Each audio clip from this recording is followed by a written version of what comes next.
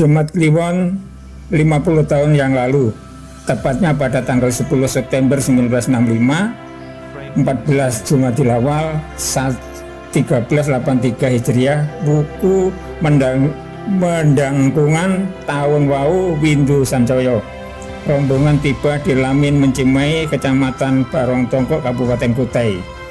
Pada akhir Agustus 1965, 70 kepala keluarga berjumlah sekitar 300 jiwa berasal dari Jember, Lumajang, Madiun, dan Ponorogo berangkat dari Pelabuhan Tanjung Perak, Surabaya. Naik kapal Kelingi Jakarta selama 7 hari menuju ke Samarinda, Kalimantan Timur. Setelah singgah di rumah singgah Pertimbangan Transmigrasi DPT di bawah jawatan Transmigrasi Samarinda sekitar 2 hari. Perjalanan dilanjutkan dengan naik kapal ATRI selama 5 hari menuju ke Melak, dan diteruskan dengan perjalanan darat menumpang truk milik AURI, truk DPT, dan truk peraga milik Dinas Pekerjaan Umum menuju ke Kampung Mencimai, Kecamatan Barongtongko, Kabupaten Kutai. Pada waktu itu tempat pemukiman untuk rombongan transmigrasi swakarya ini belum tersedia, maka rombongan ditapung selama dua minggu di Lamin Mencimai. Rombongan dari Jember dipimpin oleh Bapak Winaryo, dari Lumajang dipimpin oleh Bapak Mulyoso, dari Madiun dipimpin oleh Bapak Tikan, dan dari Ponorogo dipimpin oleh Bapak Katno. Disambut dengan upacara adat yang meriah di Lamin Kampung Mencimai. Bapak Pane sebagai petinggi Kampung Mencimai. Setelah lahan selesai dipetak oleh pihak DPT, kemudian lahan dilotre dan dibagikan kepada masing-masing kepala keluarga untuk bertani dan dibuat tempat tinggal. Karena tempat untuk tinggal belum tersedia, maka masyarakat bergotong royong mendirikan gubuk pondok dari atap alang-alang dan dinding seadanya untuk sekedar tempat tinggal bagi keluarga masing-masing. Masyarakat secara bergantian bergotong royong membuat gubuk dan tempat ibadah. Dalam membuat tempat ibadah dilaksanakan bersama-sama tanpa memandang agama yang dianut. Yang Muslim membantu membuat kapel gereja atau kurung gereja, demikian juga yang Kristen membantu membuat langgar.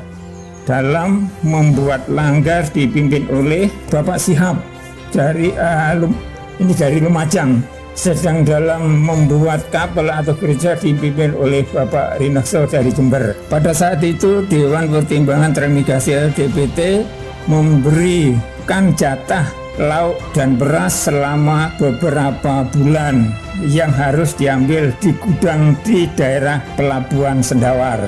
Jatah beras tidak bisa menjadi andalan karena Indonesia waktu itu juga dalam situasi krisis karena distok, sehingga jatah beras dan lain-lain tidak bisa datang tepat waktu. Namun begitu masyarakat sudah mulai mengerjakan lahan untuk bercocok tanam, meskipun banyak kendala karena lokasi baru, masih diperlukan kerja keras dan penanganan yang lebih berat supaya siap ditanami. Lahan mulai dicangkul, diluku, dan diberjul bersama-sama oleh masyarakat bergantian dan gotong royong hingga siap ditanami berbagai tanaman pertanian. Pada saat itu juga masyarakat masih didampingi oleh Bapak Mardi, seorang petugas DPT, untuk membuat masyarakat dalam hal administrasi dan persoalan lainnya. Seiring berjalan waktu, antara tahun 1967 sampai tahun 1980, warga masyarakat Rejo Basuki yang semula berjumlah 70 kepala keluarga menyusut hingga tinggal 30 kepala keluarga. Di antara mereka ada yang pulang ke Jawa, ada yang ke Gunung Gandik, Tenggarong, ada yang ke Sepajak Samarinda, ada juga yang pindah ke Sri Mulyo atau Mentiwan yang lebih ramai karena mereka datang setahun lebih dulu. Anggota masyarakat Raja Basuki juga mengalami pasang surut pada waktu itu karena ada yang datang belakangan dari Jawa tapi juga cepat pulang karena tidak kerasan. Banyaknya masyarakat yang tidak kerasan dikarenakan tempat ini atau Raja Basuki masih sangat sepi, transportasi belum tersedia, fasilitas umum juga jauh dari memadai. Ketika ada orang sakit dan perlu bantuan para medis, maka si sakit harus digotong, ditandu, dibawa menuju mantri tentara namanya Pak Boimin di Barong Tongko untuk menghibur diri dan mengusir sepi. Masyarakat kembali menampilkan bakatnya yang sudah terpendam sejak di daerah masing-masing. Pada waktu itu terdapat kesenian ludruk di bawah pimpinan Bapak Mino dari Lumajang dan kesenian tari serimpi di bawah pimpinan Bapak Suparman dari Jember. Meskipun masih di bawah bimbingan DPT, namun masyarakat Raja Basuki sudah membentuk organisasi kampung dari tahun 65 hingga tahun 80. Petinggi kampung Raja Basuki dijabat secara berturut-turut oleh Bapak Risai yang pertama, yang kedua Bapak Dikan, ya Bapak Dikan dan Bapak Rinekso mulai tahun 80. Mulai tahun 80 terdapat perubahan regulasi pemerintahan kampung. Satu periode petinggi kampung dijabat selama 8 tahun dan mulai tahun 2000 atau periode petinggi kampung dijabat selama 5 tahun. Adapun mulai tahun 1980 petinggi kampung Raja Basuki dijabat oleh Bapak Suparman. Tahun 80 sampai 88 dan tahun 1988 sampai 96 Bapak Wagirin. Tahun 96-97 karena meninggal dilanjutkan oleh PJ Bapak Dwi Purwo, PJ petinggi tahun 1997 sampai 2002. Bapak Suhendro tahun 2002 sampai 2003 2002-2003 sampai 2008 sampai 2018. Bapak Supriyadi tahun 2014. Kampung Raja Basuki sekarang berada di wilayah Kecamatan Barong Tongko, Kabupaten Kutai Barat, Provinsi Kalimantan Timur dan memiliki luas 2 km.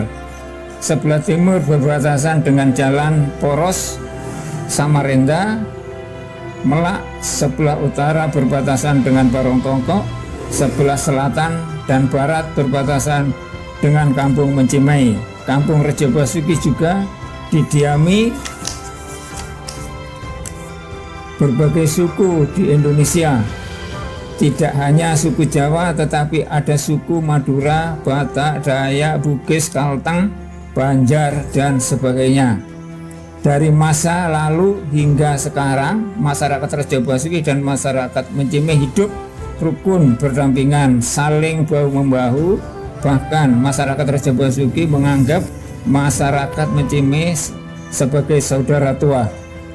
Sebagai tambahan, menurut kalender Jawa, kehadiran masyarakat Raja Basuki di Kampung Mencimai termasuk dalam tahun Wau dan Windu Sancoyo. Menurut tradisi leluhur Jawa, Sancoyo berarti mitra atau persahabatan.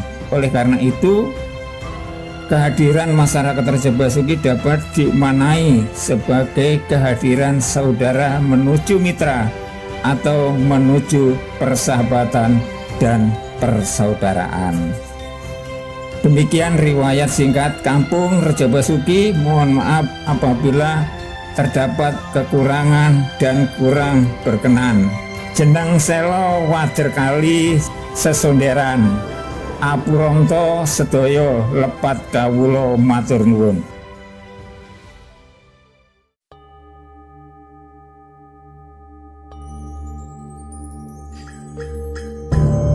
Hong Welaheng. Ulang tahun kampung Rejo Basuki, aku njaluk pendonga karo anak putihku diparingi seger waras, panjang umur, akeh rezekine, saiki sing nom-nom dadi peneruse. Selamat ulang tahun Rejo Basuki yang ke-58. Semoga Kampung Rejo Basuki aman dan tentram. Amin. Selamat ulang tahun Sasi Suro ya kan iki. Tadi supaya Rejo Basuki itu akeh rezekine, lebih blewah ra karo-karuan. Ya ngono. Dadi anak putu saiki kanca-kancaku menangi rame sing isih ning alam donya iki. Nek sing wis ora enak iki ora menangi rame. Wis Kami sebagai generasi mengharapkan kepada generasi yang melanjutkan daripada pembangunan kampung ini harus mengedepankan pertama persatuan, kerukunan, kegotong royongan supaya tidak meninggalkan daripada ajaran dan sejarah bapak-bapak kita yang sudah meninggalkan kita. Selamat ulang tahun yang ke-58, kiranya Kampung Rejo Basuki selalu diberikan kesehatan, berikan kekuatan serta melimpah berkat kepada seluruh masyarakat Rejo Basuki pada saat ini dan untuk selama-lamanya. Ayo zaman gak ngono iku anu kok. Wis nek awak ora nasib apik wis cilaka. Sing padha mlayu wae sana. Awak kan iso menangi anak putu. Zaman keloro-loro sakmono jenenge lunga golek singkong enak. Nasib ora apik ora entuk. Ngono. Jadi tak rewangi zaman sakmono ku keloro-loro. Zaman sakmono kuwi anu nduk wis jan masalah tenan nek nasib ora apik no samang loro-loro tekan ndi wis tak rewangi supaya ngopeni anak putu cilik-cilik wis malah ra karo-karuan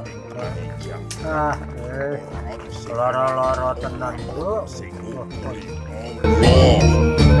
Urip bulu kulit daging getihku, urip otot balung lan sumsumku, urip tangkena loro pati, urip sak lawasi rara.